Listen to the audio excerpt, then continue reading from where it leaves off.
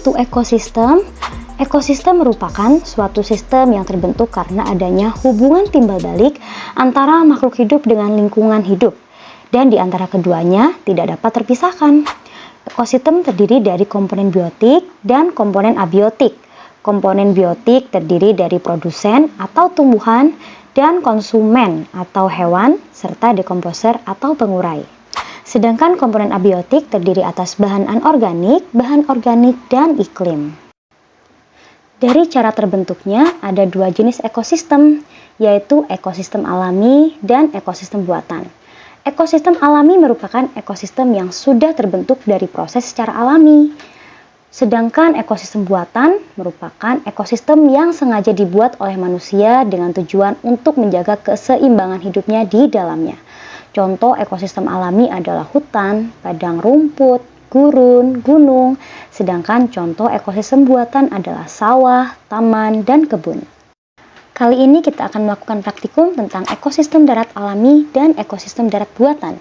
Adapun alat dan bahan yang harus kita siapkan adalah lembar pengamatan, alat tulis, aplikasi barometer, serta lingkungan sekitar. Yang pertama, kita akan menuju ekosistem darat alami, yaitu hutan.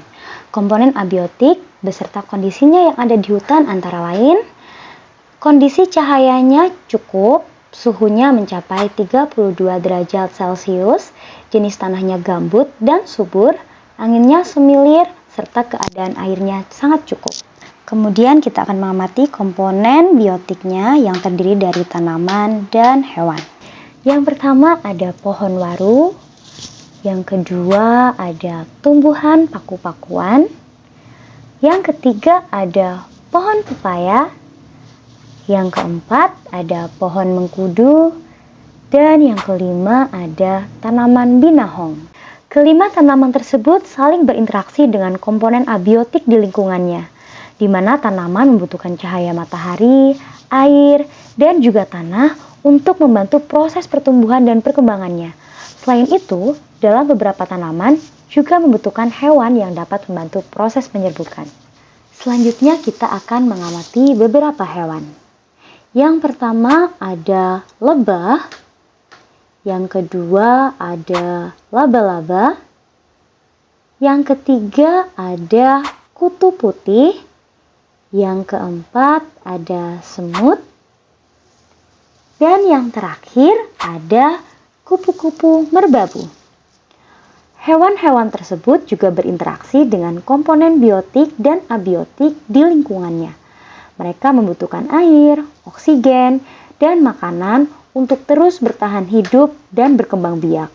Dalam hal ini, tumbuhan sebagai produsen dan hewan sebagai konsumen. Selain itu, terdapat juga dekomposer atau pengurai. Mereka adalah makhluk hidup atau organisme yang memperoleh energi dengan cara menguraikan sisa-sisa makhluk hidup lain yang sudah mati. Nah, di dalam ekosistem hutan ini, pengurai yang ditemui yaitu jamur, bakteri, dan berbagai jenis cacing. Selanjutnya kita menuju ekosistem darat buatan yaitu sawah. Komponen abiotik yang akan kita amati meliputi cahaya. Terlihat cahayanya sangat terik, suhunya mencapai 32 derajat Celcius, tanahnya sedikit kering, anginnya cukup semilir, dan kondisi airnya cukup banyak.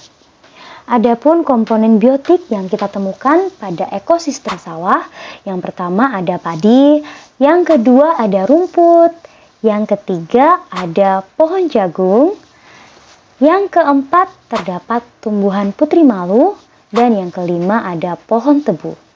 Semua tanaman tersebut saling berinteraksi dengan komponen abiotik, di mana mereka membutuhkan cahaya matahari, air, dan tanah untuk membantu proses pertumbuhan dan perkembangannya. Selain tumbuhan, komponen biotik lainnya adalah jenis-jenis hewan.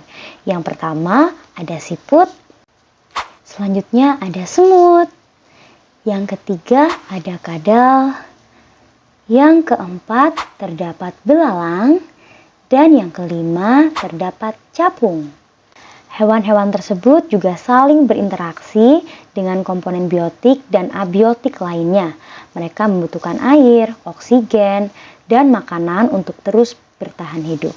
Adapun dekomposer atau pengurai yang ditemukan di ekosistem sawah adalah jamur dan cacing. Berikut adalah tabel hasil pengamatan komponen abiotik dan biotik ekosistem darat alami dan ekosistem darat buatan. Kesimpulan pengamatan hari ini adalah dari hasil pengamatan pada lingkungan sekitar, yaitu hutan dan sawah, menunjukkan bahwa di alam ini terdapat hubungan timbal balik antar unsur atau komponen biotik dan abiotik yang membentuk sistem ekologi atau yang disebut dengan ekosistem. Interaksi tersebut mendukung keseimbangan alam yang menguntungkan bagi makhluk hidup termasuk manusia.